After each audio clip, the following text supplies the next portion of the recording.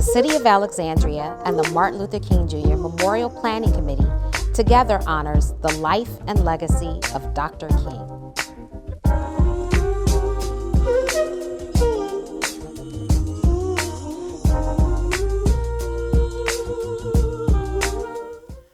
Lift every voice and sing till earth and heaven ring.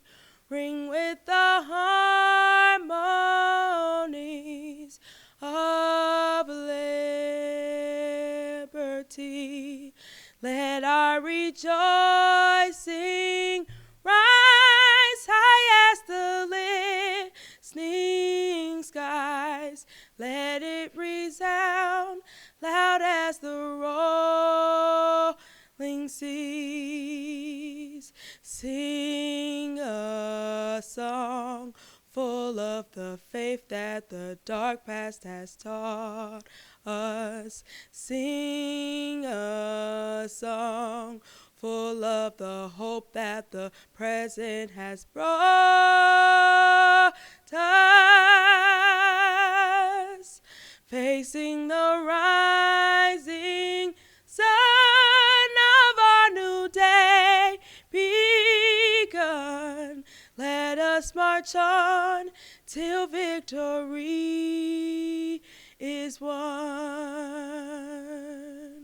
Stoning the road we trod, bitter the chastening rod, felt in the days when hope unborn had died, yet with a steady beat have not our weary feet come to the place for which our Father signed.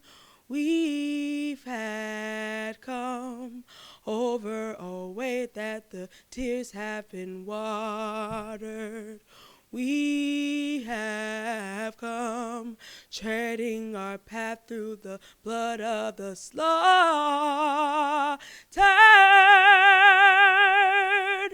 Out from a gloomy past till now we stand at last, where the white gleam of our bright star is cast. God of our weary years, God of our silent tears, Thou who hast brought us thus far on the way, Thou who hast by Thy might led us into the light, keep us forever in the path we pray, lest our feet stray from the places, our God, where we met Thee, lest our hearts, drunk with the wine of the world, we forget Thee. Shadow beneath Thy hand, may we forever stand true to our God, true to our native land.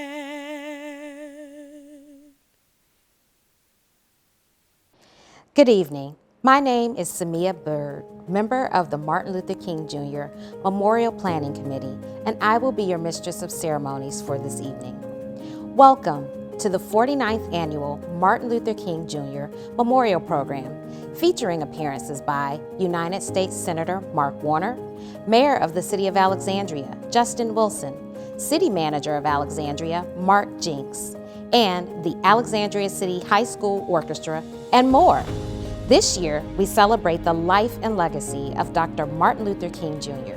with the King Center theme, It Starts With Me, shifting priorities to create the beloved community. We are proud to present orations, dance, and musical selections featuring youth from the community.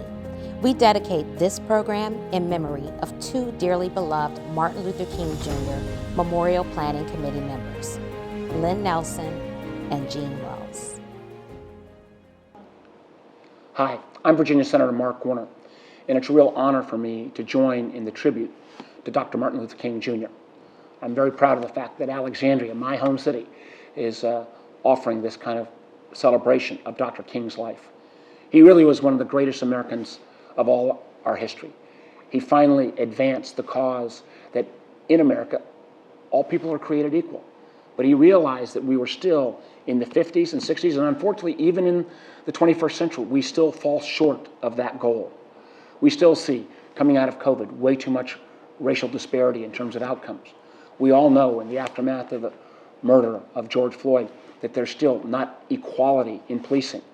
We all know as well, and something I've worked on, we've got to make sure that everyone in this country has the opportunity, equal opportunity, for economic success.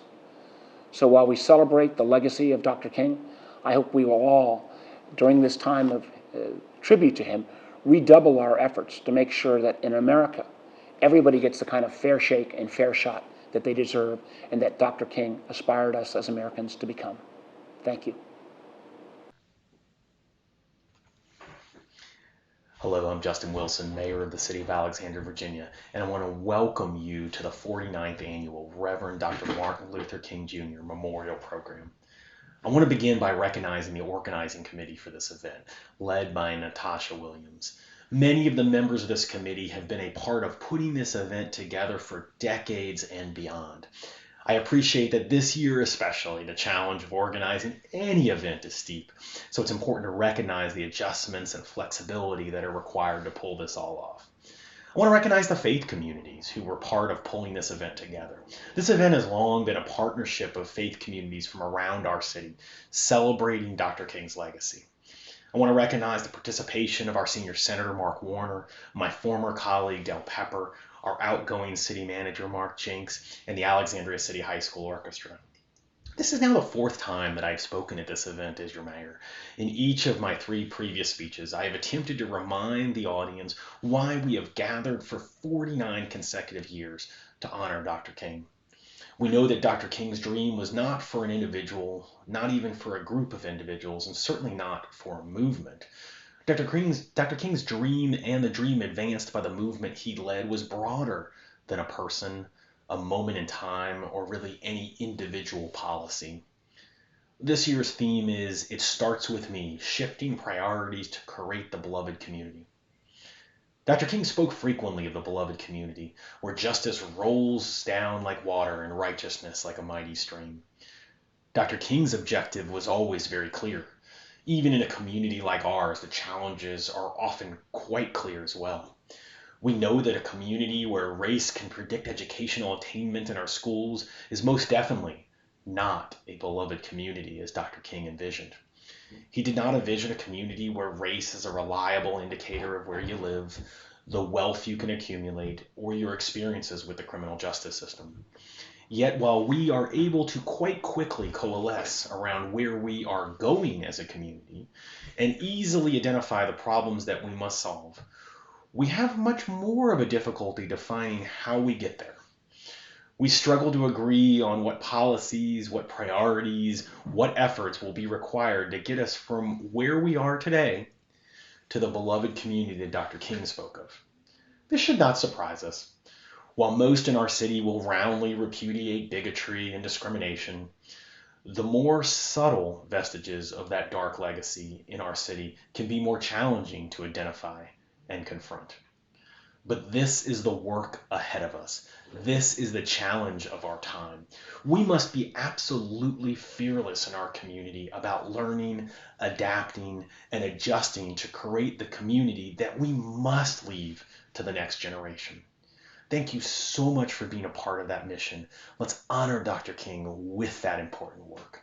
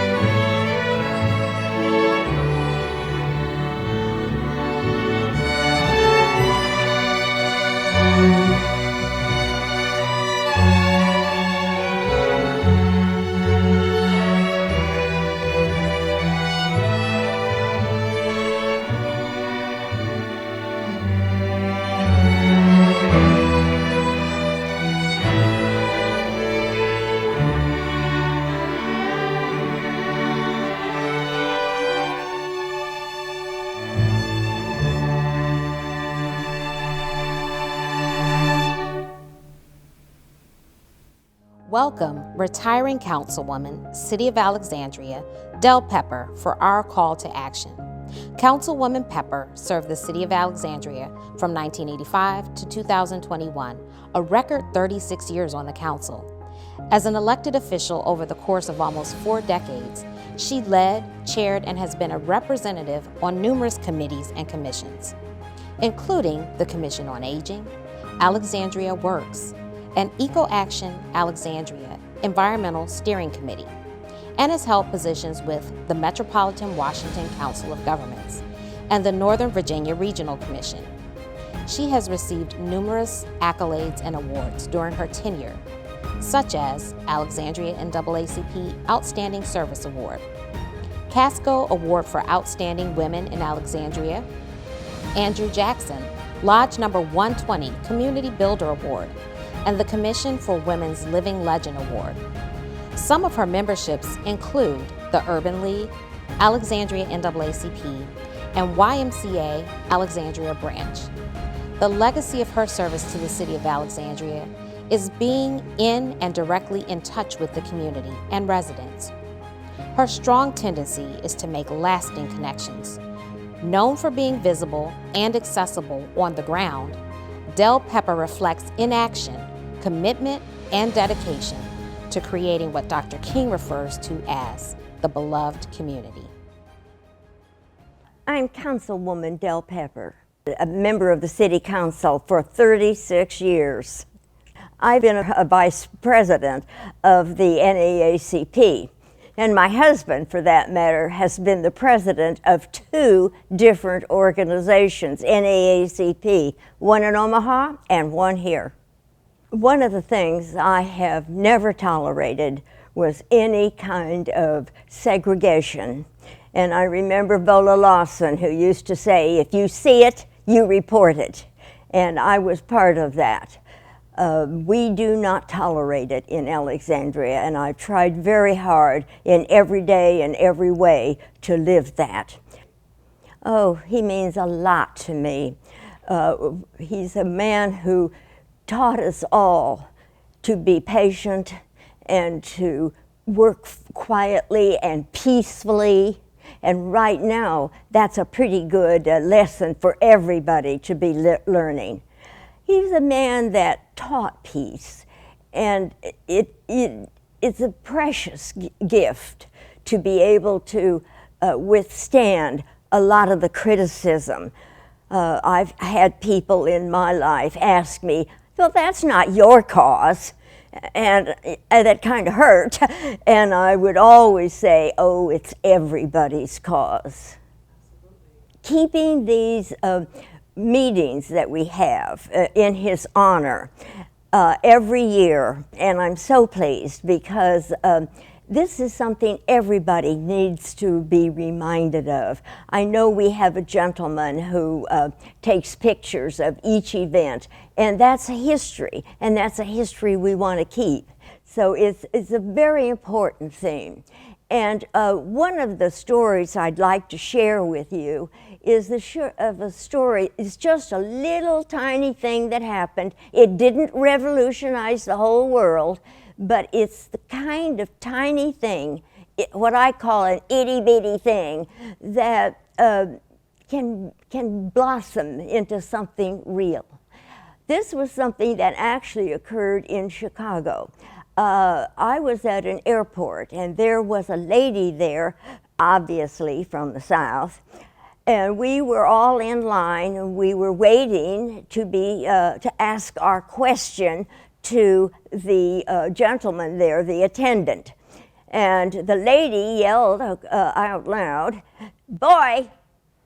And without thinking even, automatically, I turned to her practically in the same sentence that she was yelling, "Boy!" I turned to her and said, "Ma'am, in Chicago, a grown man is considered Mr. We call him Mr. Well, she bristled just a bit, but she went on because it was humiliating. All these people heard it. So he gave her the information she needed. He turned to me, gave me the information I had asked for, and then he said thank you and left. So what I'm saying is that I don't think for 1 minute that she changed the whole world, that I somehow or another, she will know never to do that. But she might think twice, because here she knows that it's not acceptable and that it's not something that passes as okay. I wasn't going to let it pass. So that's something that I've always kind of kept with me and remembered. It's those teeny tiny things. It's an atmosphere that we're creating that says everybody is equal, treat everybody kindly, and do not hurt their feelings. We are all equal. The truth of the matter is that you can make all the rules you want, all the laws you want. You can have policies and plans and programs, but real integration comes with each one of us, and making it known that we do not tolerate any kind of prejudice. It's not who America is, and in Alexandria, it's not who we are.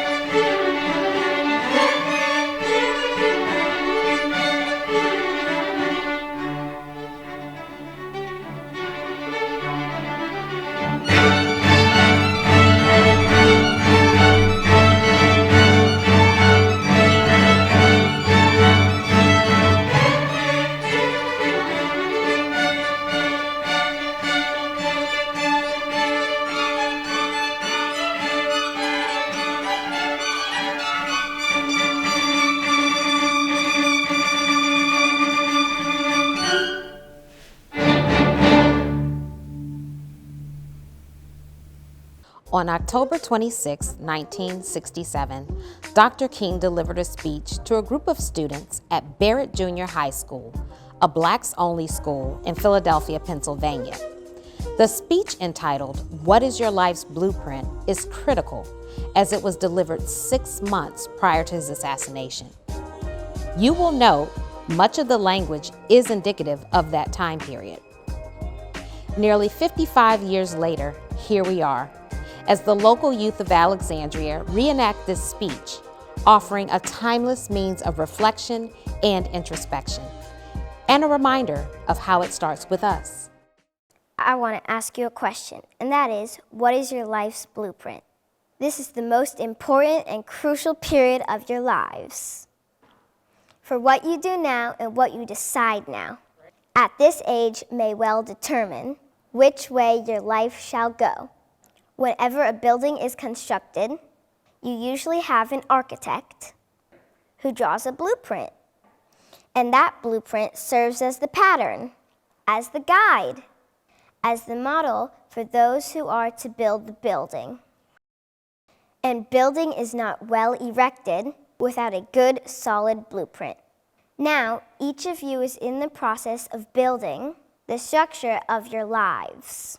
And the question is whether you have a proper and solid, sound blueprint. And I want to suggest some of the things that should be in your life's blueprint. Number 1, in your life's blueprint should be a deep belief in your own dignity and your own worth and your own somebodyness. Don't allow anybody to make you feel that you are nobody. Always feel that you count. Always feel that you have worth. And always feel that your life has ultimate significance. Now, that means that you should not be ashamed of your color. You know, it is very unfortunate that in so many instances, our society has placed a stigma on the Negro's color. You know that some Negroes who are ashamed of themselves, but don't be ashamed of your color. Don't be ashamed of your biological features. Somehow, you must be able to say in your own lives and really believe it, I am black and beautiful, and believe it. And therefore, you need not to be lured into purchasing cosmetics advertised to make your skin lighter. Neither do you need to process your hair to make it appear straight. I have good hair, and it is as good as anybody else's hair in the world, and we have got to believe that. Now, in your life's blueprint, be sure to have a principle of somebodyness. Secondly, in your life's blueprint, you must have a basic principle, the determination to achieve excellence in your various fields of endeavor. You are going to be deciding as the days and as the years unfold what you will do with your life, what your life's work will be.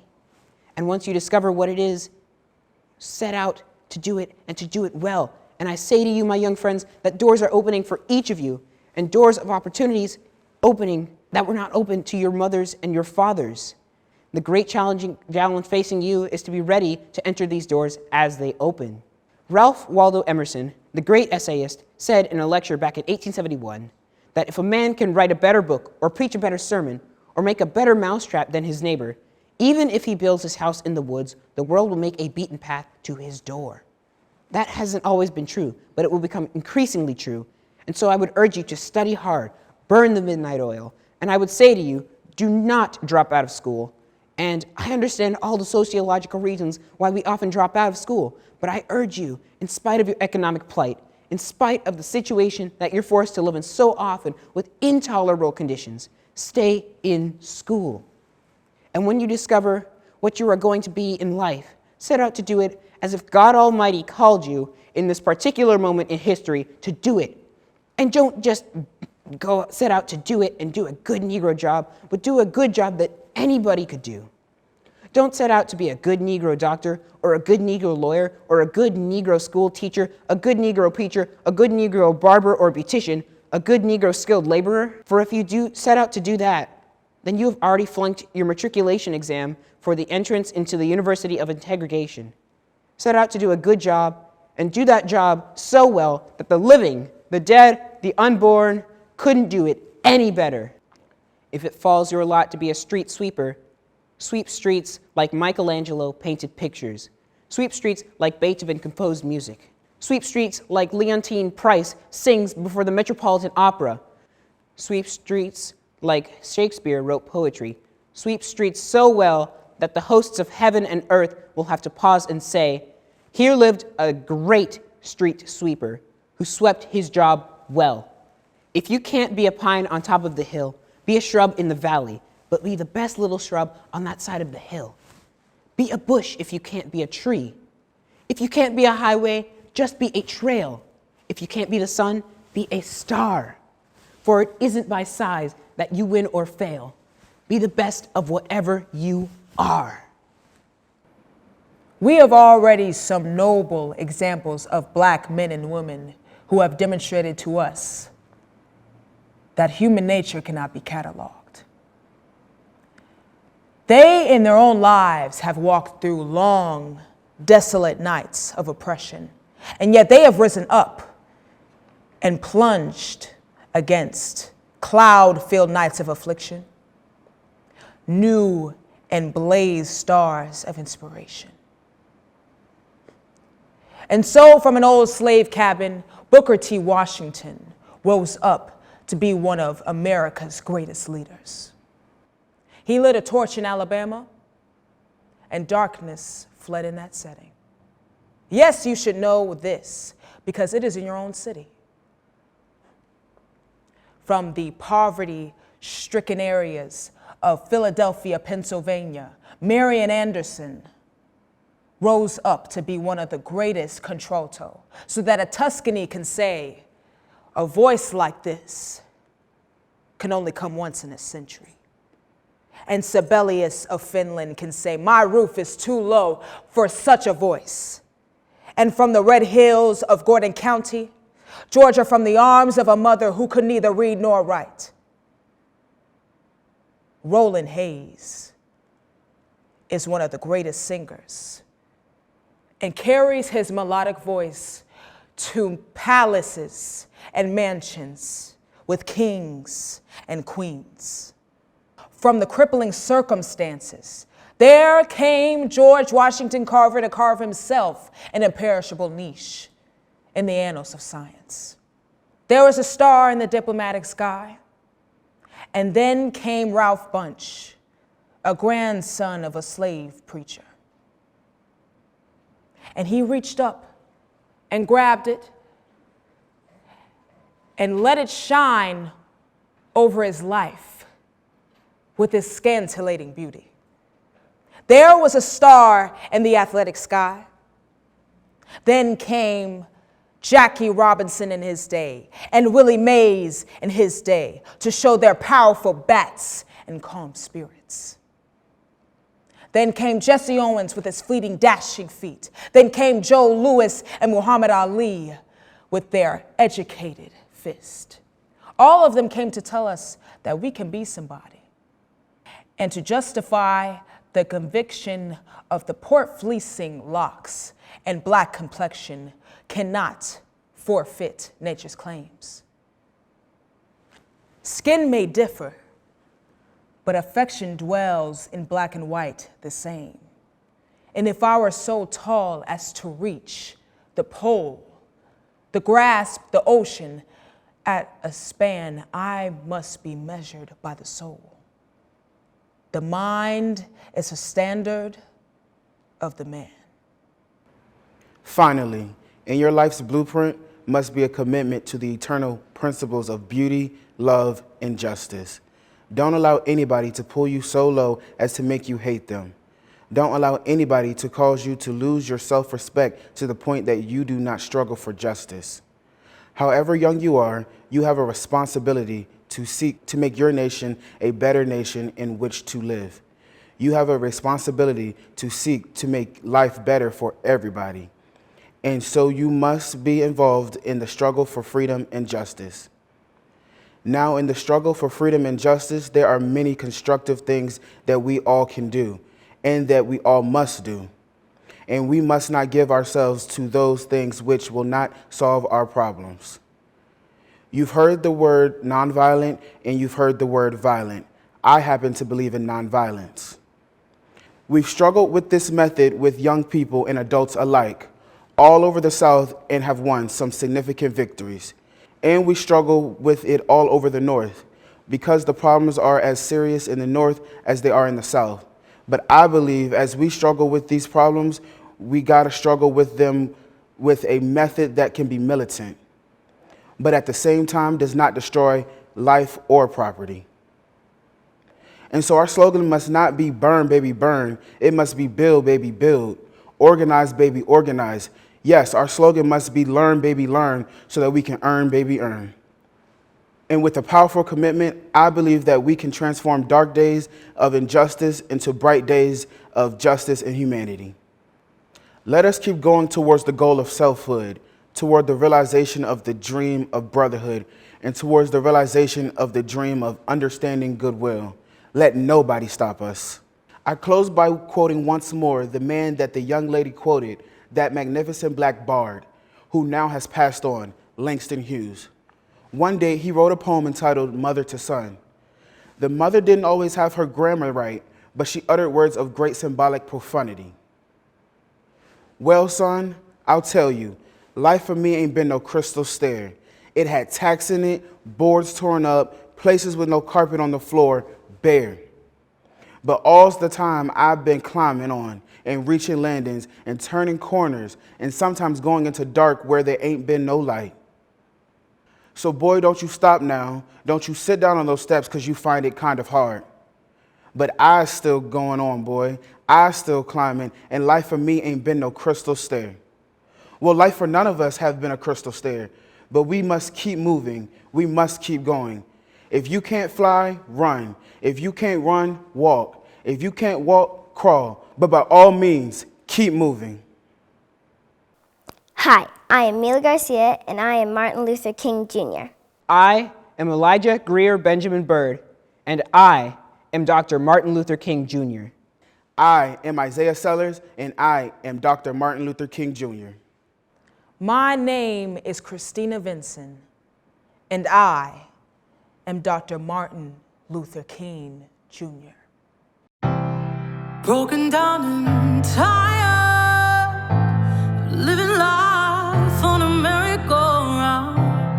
You can't find the fighter, but I see it in you, so we gon' walk it out and move mountains. We gon' walk it out and move mountains. Now rise up, I'll rise like the day. I'll rise up, I'll rise unafraid. I'll rise up, and I'll do it 1,000 times again.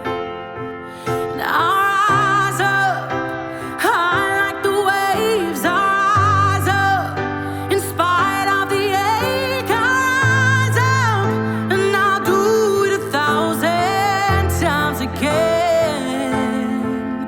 For you, for you, for you, for you.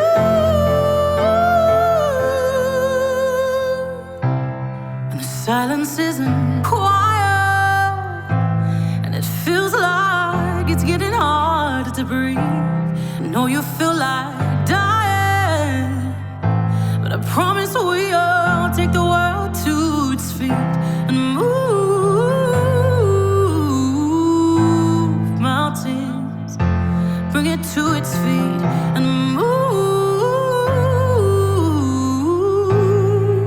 mountains.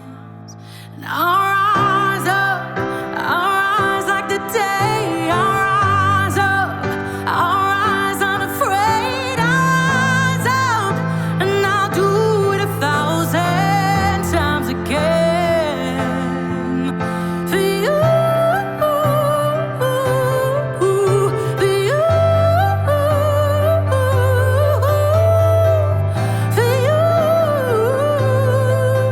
for you.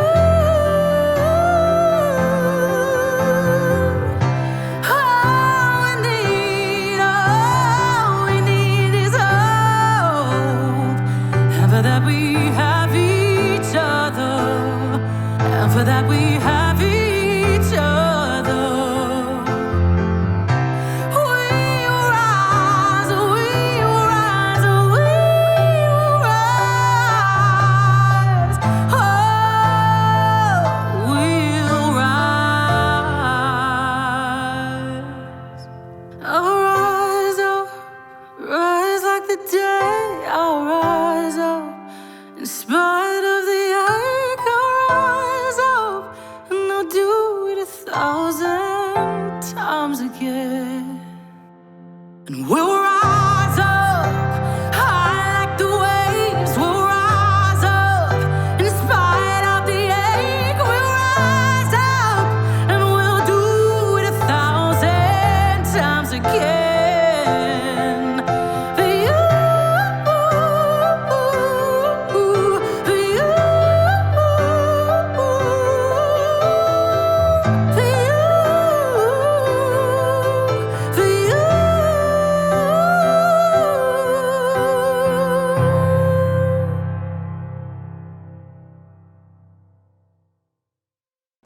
We will now have closing remarks by Alexandria City Manager Mark Jinks.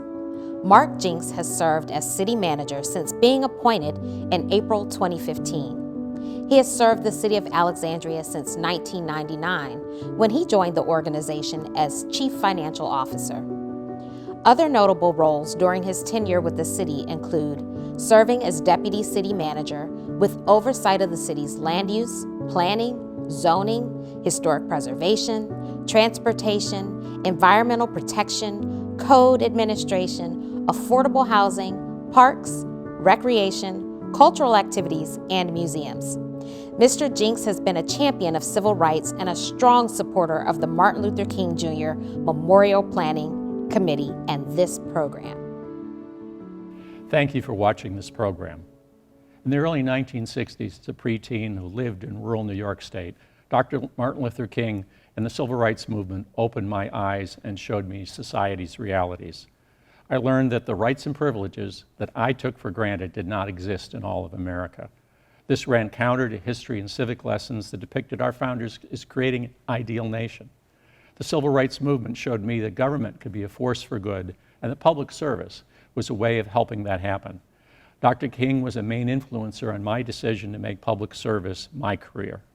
I entered public service to make the communities I worked in better places to live for all. I then had a series of mentors and role models to learn firsthand what the local issues were. Lillian Brown, who ran the Community Action Program and Head Start program in Arlington. Ellen Bosman, who was an early civil rights leader in Arlington, who later served for decades as a wise and adept elected official. Former Alexandria City Manager Vola Lawson, who was an activist in the civil rights movement long before she became city manager. Mel Miller, who was a former senior official at HUD, who worked to create better public housing in Alexandria.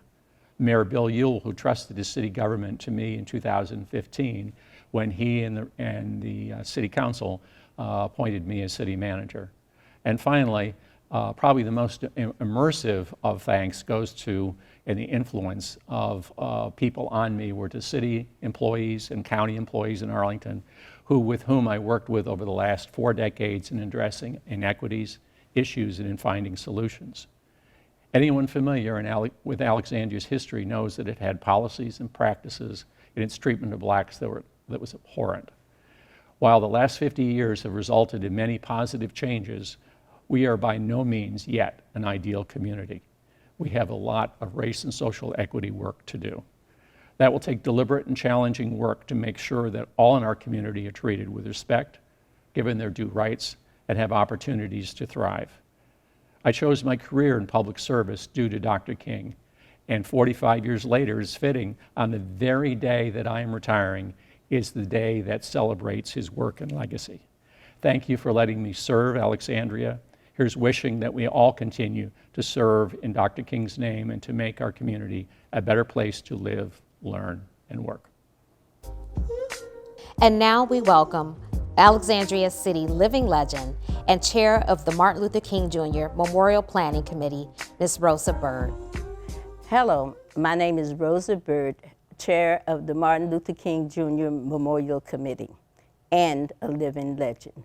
Special thanks to Senator Warner, Mayor Wilson, Councilwoman Pepper, City Manager Jinks, Reverend Jordan of Third Baptist Church, and all the participants in performing tonight. Thank you for supporting our efforts to honor Dr. Martin Luther King Jr.'s legacy.